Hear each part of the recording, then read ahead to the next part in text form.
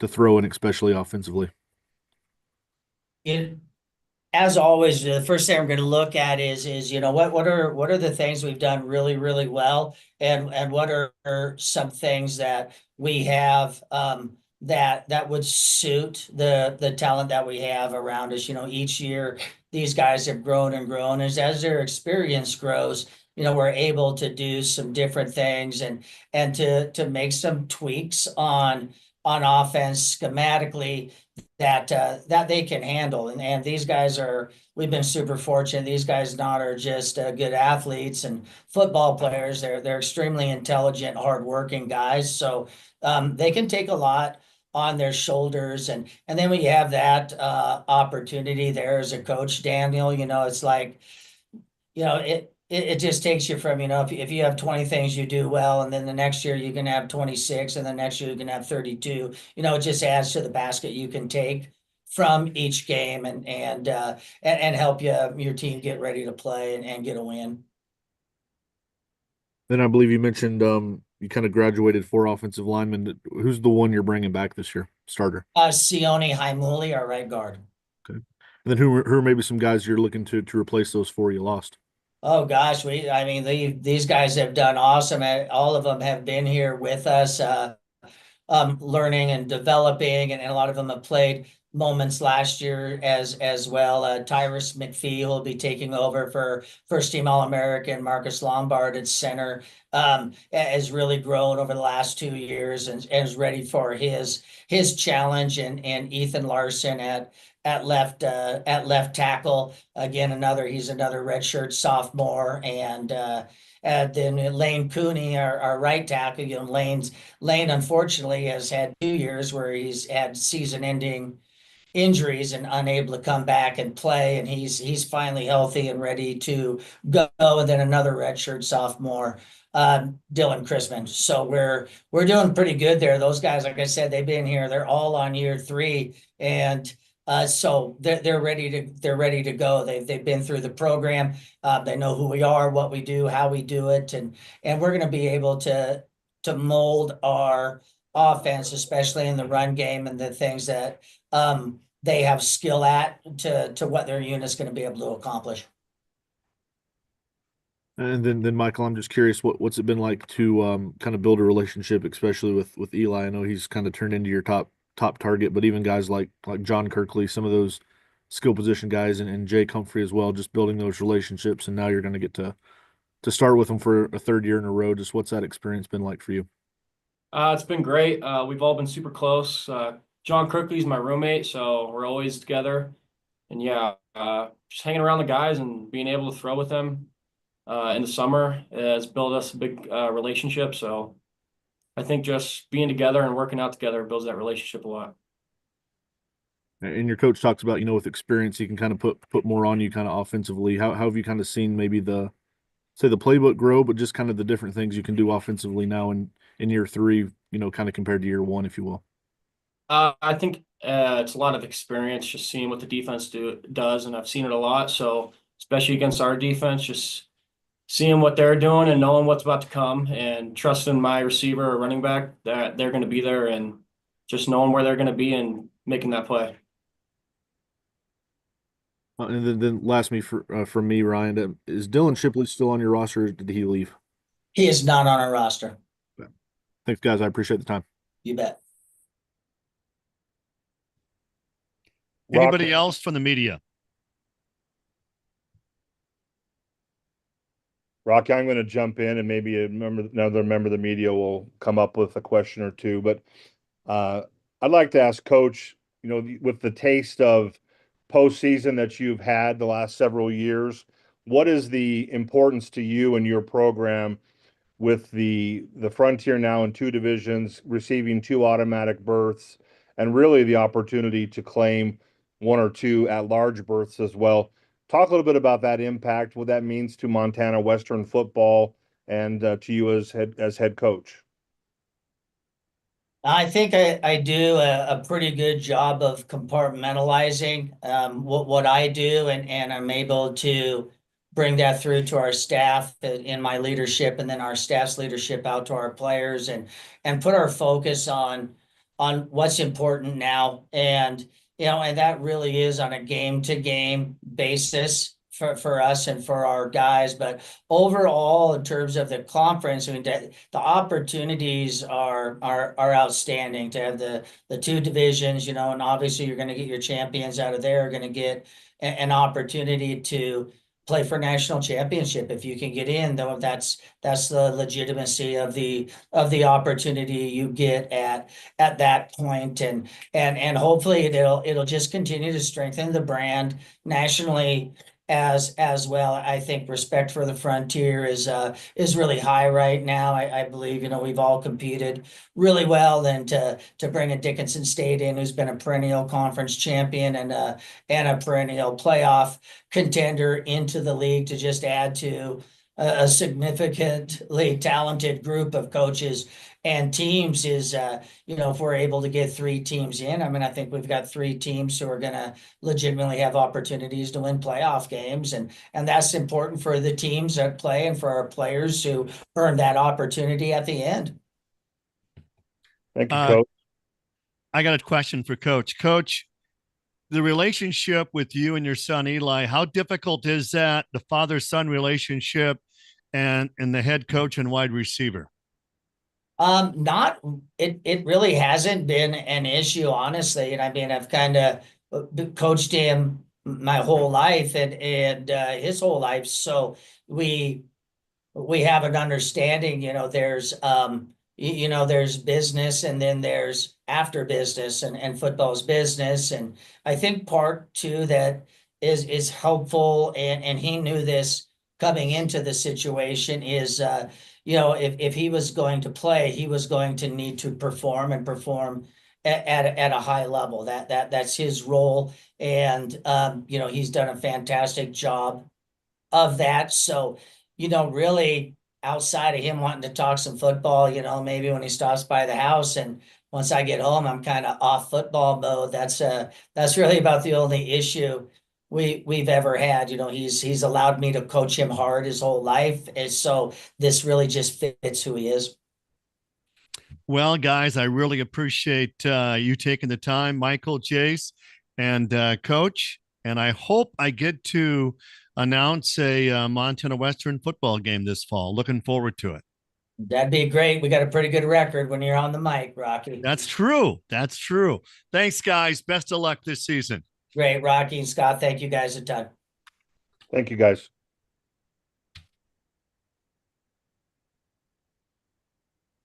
All right, Rocky, we have a bit of a break. Now, we are scheduled to interview Arizona Christian next. And I see Coach Bowen, and he's all by himself. I see him all by himself. I think they need to turn the lights on there. Talk. Yeah, they're working on the lights. But you're looking good, Coach. That's a stretch. Can you hear him? Yes, I can hear you we just can hear fine. Coach. Yep. Jeff, do you have 2 student athletes coming to join you today? No, unfortunately, our whole team is off campus today at a spiritual development retreat that we have, and so I had to come back to campus, so it's just me. Okay. Well, Rocky, if you are ready to go, I'll come back on, and if you'll just leave a bit of a pause after you come on, then we can start with the interview with Coach Bowen.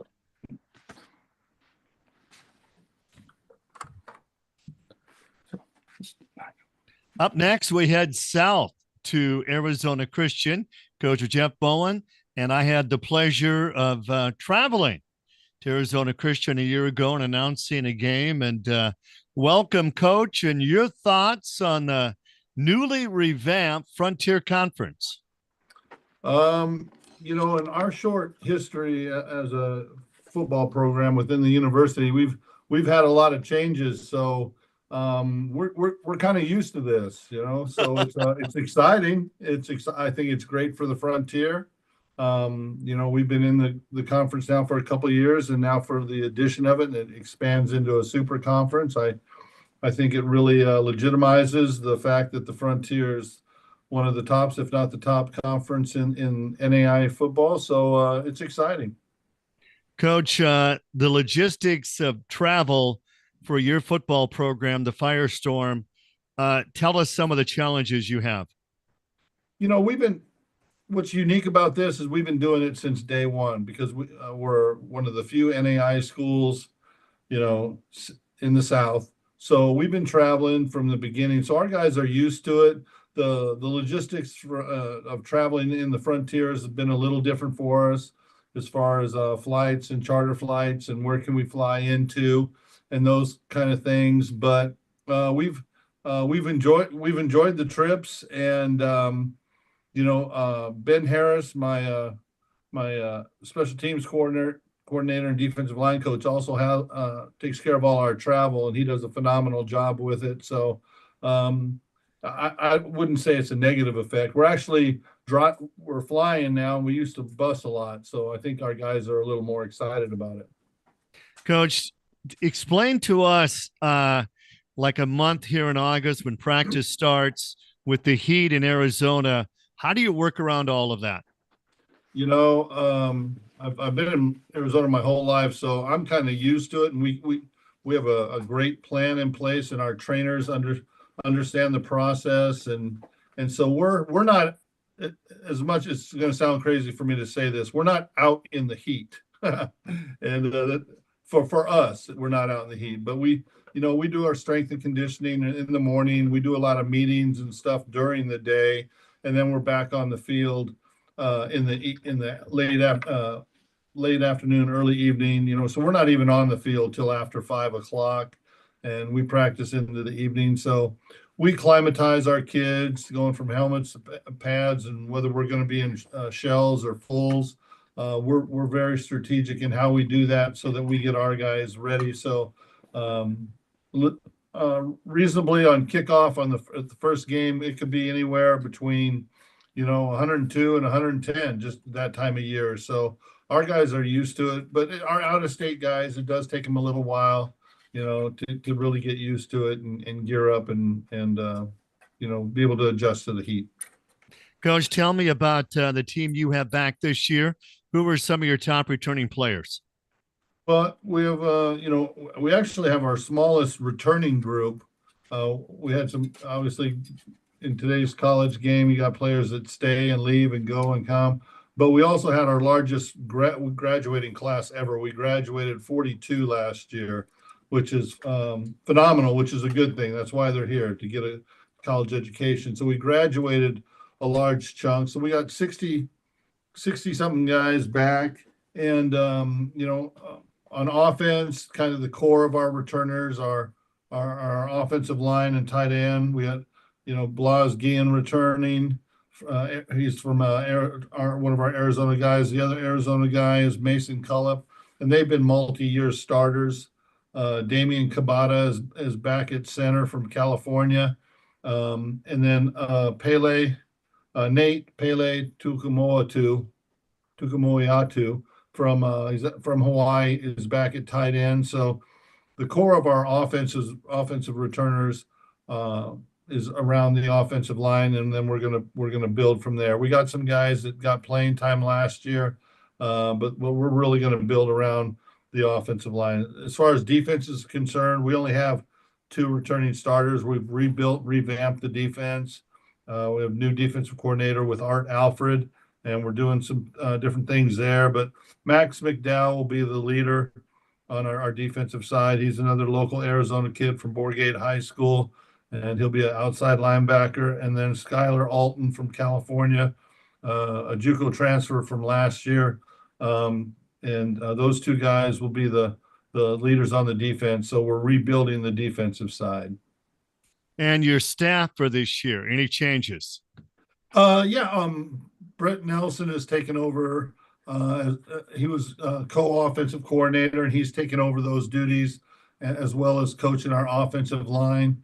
And then Art Alfred, as I just mentioned, he's been with us 6 years in different capacities, and he's taking over as our defensive coordinator this year. So we have most of our coaches back. We've just done some shifting and changing a few philosophies on what we're going to do on both sides of the ball.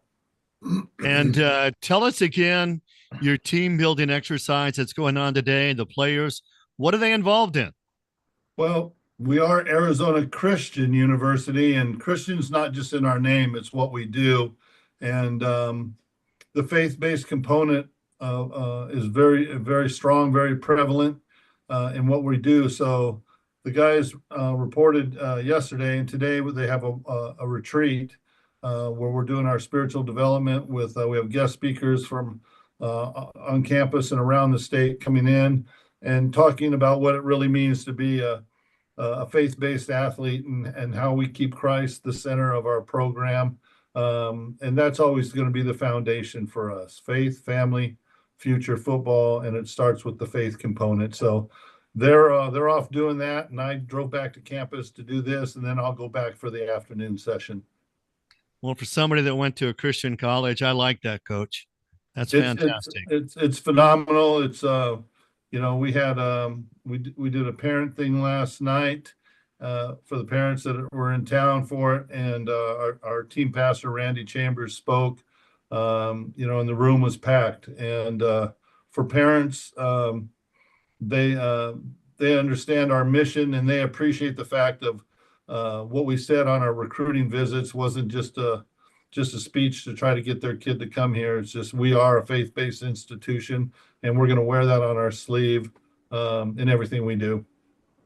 Coach, how good is the Frontier Conference? It's tough. I love I'm going into my 38th season, and I love good football. And the Frontier is an excellent conference. No offense to the other conferences we played in, but this has definitely been a step up for our program. We like the challenge, and it's day in and day out. It's quality players. It's outstanding coaching. The atmospheres on Saturday are exceptional, and it's what college football should be about. Any game day traditions that you have at Arizona Christian you want to share? We got the team walk, which we go from our locker room out to our event center on campus. It's kind of a big deal for the players and students in dorms and stuff that they watch and stuff. Our student body, they're called the Ring of Fire, and our student body gets highly involved. Football on our campus has really become a big thing since we moved to our new campus. So what's crazy, we've only been around for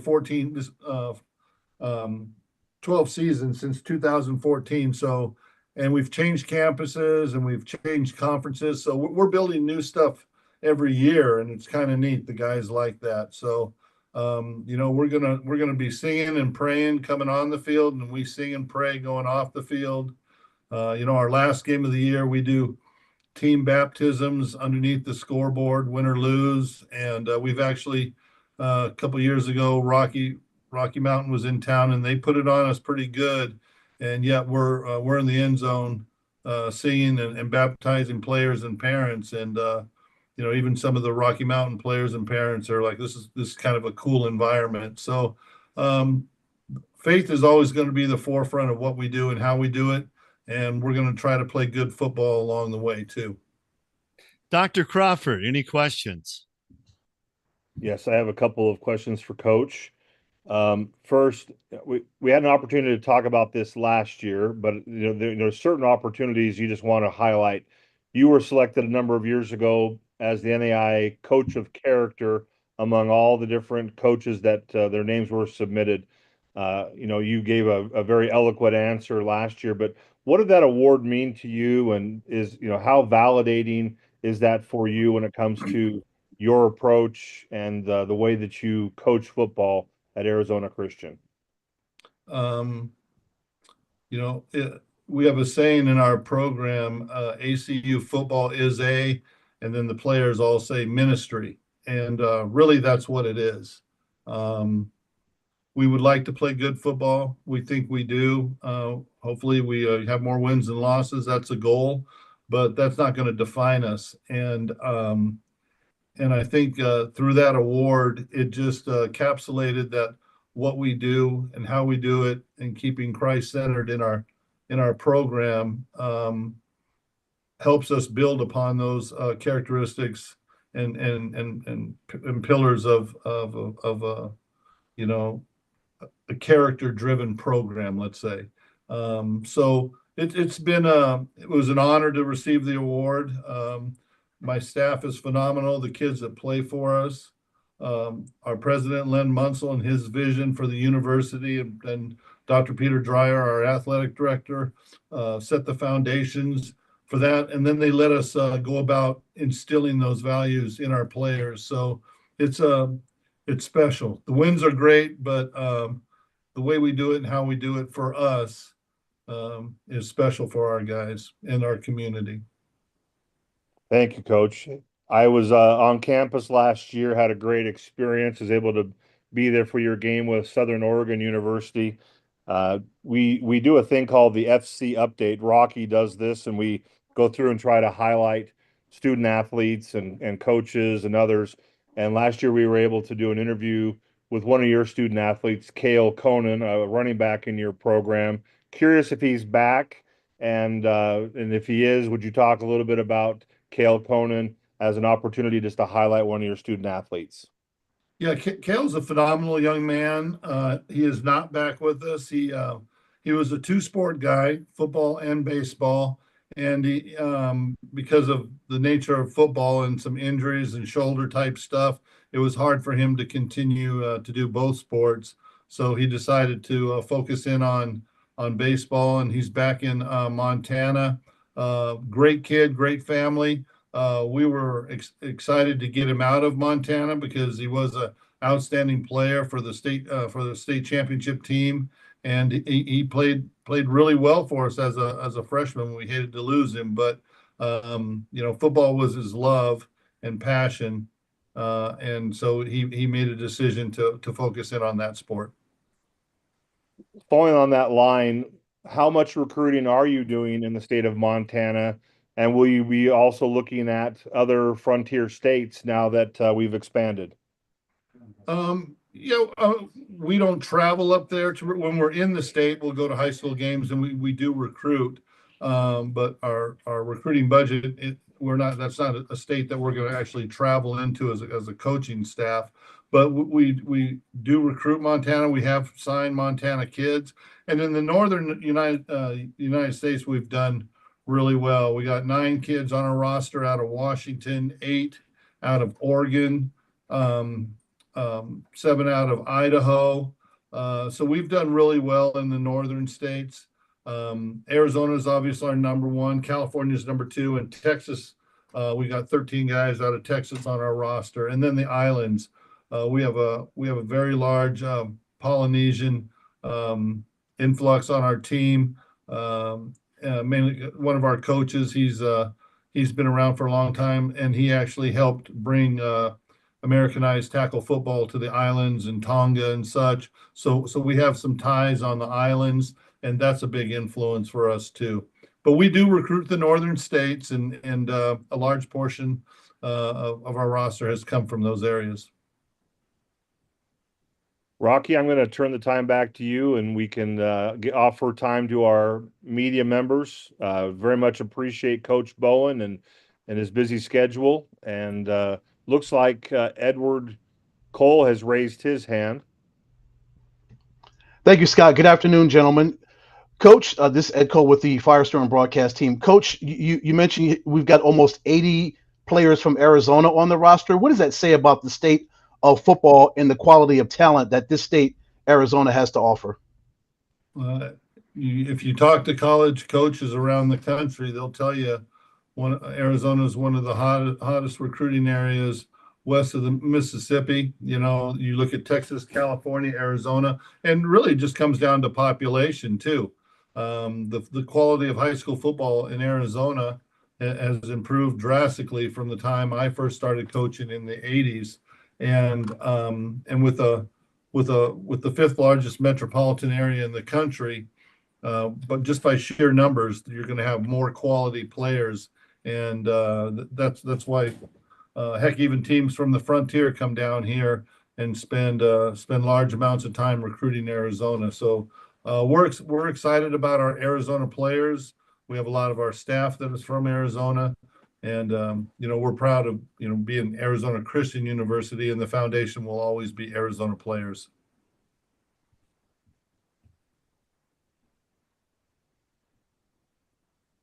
Another question, Coach. 14 quarterbacks on the roster. Talk about your quarterback room, and you've got to be excited about these young men and trying to get that situation figured out in the next month before the season opener. Well, coming out of spring and coming out of recruiting, you always have a kind of a pecking order going into camp. Obviously, if you got four, we have a club team also, so there's young men that'll be playing on the club team. But throughout camp, we're going to whittle it down. We probably got 4 or 5 guys right now that we really think will be in the battle for it, and we'll see. We have a transfer, Cole Mettinger, out of Dickinson State. A new kid, Mike Butler, out of Houston. Josh Bell, who was with us last year, out of California. Amari Milton, who played at Langston, who's a transfer. And Daniel Ruskin. Those are some guys that, coming out of spring ball, they showed well. Or obviously Mikey Butler, he's a freshman just in, and when we have high expectations for him as a freshman also. So it'll be a battle. We'll see how it plays out during camp, and somebody's going to have to take the keys to the car. So we'll just see how it goes. Coach, having a couple of tough seasons in the Frontier Conference, you're now heading into your 3rd season. How did that kind of shape and mold the level of talent that you knew that you had to bring in for this football team, knowing you're going up against a bunch of monsters every single week in this conference? Well, like I pretty much said earlier, the Frontier is an outstanding conference and with a lot of high quality players. And every coach is trying to improve his roster to try to get better talent. And give yourself a chance to compete on a weekly basis. And that's what we've done. I'm excited about the 67 returners we had or have. And, they worked very hard in spring and summer. We had our largest numbers ever for summer workouts. So we're excited about that. But yeah, we've done that from the beginning. We went from independent to Central States Football League to Sooner Conference to Frontier Conference. So every couple of years we've taken a jump with our program. It takes us a little while to settle in, and then we build on some successes within those conferences. And we're that's what our plan is. We brought this recruiting class in that we think is really solid, and the plan is to build a program that can be successful week in and week out within the Frontier. Coach, what do you like about your offensive and defensive lines as you're starting to get those young men together for the season? Well, like I said, we're going to build. The offense is built on our 3 offensive linemen and our tight end returning. That'll be the heart of it. Football is always won in the trenches. I don't care if you're a spread offense, a power eye offense, a wishbone wing tee. It doesn't matter what offense you are. If you can't block people up front, it ain't going to matter anyway. So, and same thing with the defensive line. You got to be able to put some pressure on the quarterback. You got to be able to hold down the run game. And it's cliche football. If you play good defense and you play good special teams and can control the ball on offense within your run game, you're going to give yourself a chance to win every Saturday. And that's our goal. So we're always going to build within the offensive and defensive linemen. We have several new guys to help rebuild the defensive line. So we're excited to get the pads on here real quick and see how that plays out. Coach, 3 of the first 4 games are at home. Fort Lewis, obviously, on September 6th. We've got Dakota State, then Carroll. How excited are you for the start of the season with 3 of the first 4? And, of course, getting off to a fast start at home, which would really lend well toward the rest of the season, getting off to a fast start with those 3 home games. Yeah, when you always, when you look at your schedule, you look at the pluses and minuses. The pluses are we start at home. The minuses are we're on the road a lot in the end. So, yeah, we need to come out and play well. We got to come out of camp playing well. We have our bye kind of early, which I'm not a real big fan of, but so we'll open up and then we got a week off, and then Dakota State comes into town. So it's nice that we're home. So we got to take advantage of that. And hopefully we build on that because later on we will be on the road quite often. All right, we need to move on, Coach. I like what you're doing down at Arizona Christian, and I hope I can make it back this fall to call another game. Would love to have you, Rocky. You can come in if October's a little better weather, so you don't get as hot. But we'd love to see you down here, and I'm looking forward to another great year within the conference and NAI football. Best of luck, Coach. Thanks for your time. Appreciate it. All right, Rocky, that was great. Appreciate all that Coach Bowen and everyone contributed. Thank you, Scott and Rocky, for allowing me to ask him questions. We appreciate it. Thank you. Yep. Thank you.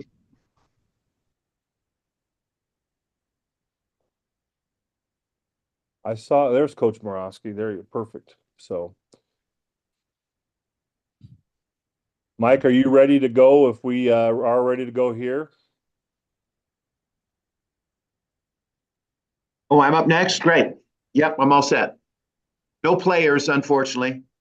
Didn't want to bring 5, couldn't select, so just leaving it at that. Okay, no worries. So Rocky, Coach is ready to go, and if you are, let's go ahead and get going. Well, let's head to the College of Idaho, and one of the winningest programs in the region. Mike Morosky, head coach. They were 7-4 a year ago, and Coach, everybody knows the basketball program's won 2 out of 3 national titles. Tell me, football is still the sport, though, at the College of Idaho, right? I'm a basketball heritage guy, and I love Colby Blaine and what they do, and we're each other's biggest supporters. So football does have a special place here, that's for sure. And the community's been great, and the college is great, and all the programs are spectacular here, which is a great thing to be a part of. So I'm thrilled for them, and hopefully we may join them one day. Well, Coach, your thoughts on the newly expanded Frontier Conference? It's all kind of a mystery to me. In principle, it sounds great. I mean, I think the Frontier Conference deserves 2 for sure bids, and to have the possibility of 3 or 4, as Mr. Scott Crawford was talking about, could be big. Ultimately, and I think Chuck Morrell told me this when he was at Montana Tech. He said the bottom line is you got to win a bunch of games, and that'll take care of itself. So I don't think it gets any easier. We've been impressed with Dickinson State's the only team we've seen in depth on film, but I'm sure that those other schools are going to be great. The West Side is certainly loaded, but that's the way the Frontier Conference has already been. So we're excited about it. Coach, tell us some of your top returning players you have this season. Okay, on defense, well, first of all, we're missing a couple of good ones too. So graduated Kobe Roberts signed an NIL deal to play at Murray State. The great Willie Nelson, who had a great career, has moved on to other things, graduating senior, of course, but was just a fantastic leader. So stepping in for him is really Matt Iwamizu at defensive end, Tanner Steele from Vail, Oregon, is healthy and ready to go. I think he'll have a spectacular year. And Deshaun Swafford at corner is are our 3 leaders, our senior leaders, and we're excited about those guys. I think we are just not I wouldn't say revamped on offense and defense, but I think my focus as the head coach was to the one year I had a cup of coffee with the San Francisco 49ers way back when, and I was just so taken by Bill Walsh's approach to teaching, that it was more than just theory. It was more than just X's and O's. It was a combination of very creative teaching, inspiration, and really getting guys to own the schemes on both sides of the ball. So that's been our focus as a staff. I think the defensive players especially have embraced that, and I'm really kind of excited after the first couple days of camp. I like where we're at on defense. Offensively, we lose to another NIL deal. Our 3-year starter quarterback, Andy Peters, could have come back for a 4th year. But he's going to play at St. Thomas University in St. Paul, Minnesota. We're excited for Andy. And I would have taken him back in a second. He was a great leader, but he came to me and said, I kind of want to look at some other things. And I said, Andy, if you want to come back, you can come back, and we'll let the chips fall where they may. But if you're going to take a month or two to decide, it's probably time to move on. We have Caden Young behind you, and he's paid his dues, and he's ready to go. And Andy completely understood. Just a phenomenal young man. But he's there in St. Paul right now competing, and so that's exciting. And Caden Young is played a good bit last year when Andy was hurt. The thing about Caden, and he and Andy are different. Some might call them similar. But Caden's great strength is he's an elite competitor. And I think we saw that against Southern Oregon in the last game, and some of the things we were able to do with him. I think he's really, really improved. He's had a great spring and summer. And so he's ready. I'm very excited to see what he'll do, and it'll be a little bit different. Andy was maybe the best passer in program history. And I don't think Caden will surpass him in that realm, but I think he's going to be a very, very good passer, a very, very good leader, and a very dynamic player for us. Also on offense, we have Dawson Packwood from Clarkston, Washington. And Dawson has started a bunch of games for us, but was out last year with a torn ACL that he tore in the national semifinal game the year before. So we're thrilled to have him back again. Another, maybe one of the best leaders that we've ever had on offense. And then we have a receiver, our junior receiver, Travis Mariero, coming back, who had a phenomenal year last year, has continued to improve himself. And then Jace Appleby, who's a Montana kid from Bozeman, and he's also very, very good. I shouldn't forget Chase Brown on defense too, is maybe one of the best safeties we've ever had in our program history in terms of nose for the ball, getting to the ball. So we have a good bit of experience. We have an influx of new guys. That's college football, right, Rocky? So we're excited about the way that's all going to fit together. And again, the first few days have been really, really great so far. Caden Young rushed for 12 touchdowns in a backup role a year ago. So he's more of a dual threat quarterback. He is. And we had him in our, our goal line package. So some of those touchdowns were in a real goal line, 1 yard line situation, which we have our different packages and tricks up our sleeve. And we're just looking for our best guy, but he was that guy. But even from the quarterback position, you're exactly right. He's a dual threat guy.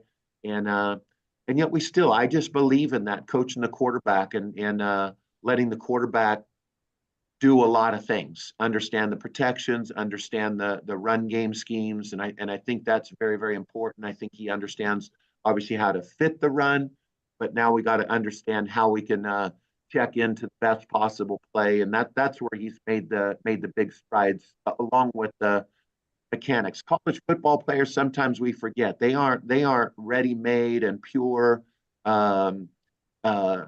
but not unlike, and some of these great shows they have on TV now talking about the quarterback on Netflix, or the receivers also on Netflix.